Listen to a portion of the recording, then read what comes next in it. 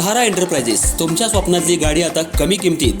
इचलकरंजी शहरालगत असलेल्या कबनूर चंदूर रोडवर कोन्नूर पार्कमधल्या सहारा एंटरप्राइजेस इथं पश्चिम महाराष्ट्रातली विविध बँका आणि फायनान्स कंपन्यांनी जप्त केलेल्या जुन्या दुचाकी आणि चारचाकी गाड्यांची विक्री केली जाते.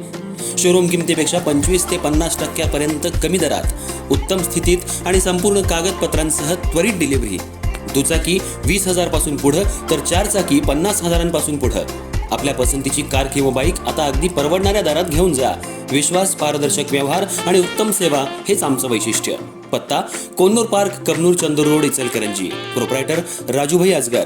संपर्क 8055810910 आणि 9860785786. सहारा एंटरप्राइजेस, दर्जा, विश्वास आणि बचत यांचं परिपूर्ण ठिकाण.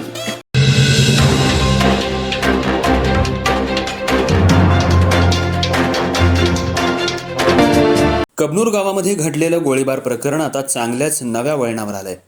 दत्तनगर परिसरात या आरोपींनी बंदूक तयार करण्याची फॅक्टरी तयार केली होती.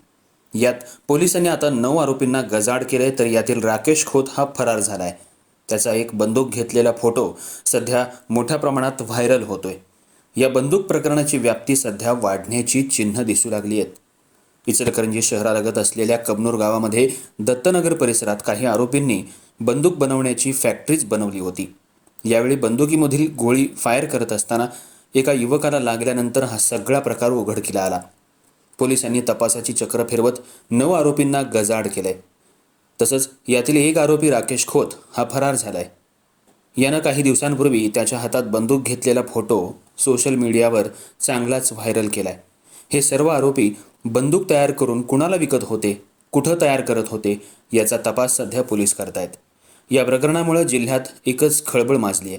सध्या बंदूक तयार करण्याची फॅक्टरी कबनूरमध्ये आहे का, यांनी बंदूक तयार करून कुणाला विकली आहे का याचा तपास पोलीस करतायत.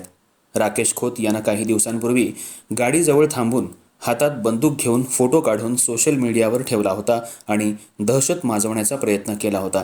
तो बंदूक विक्रीसाठी युवकांना प्रेरित करत होता. याचा तपास शिवाजीनगर पोलीस करतायत.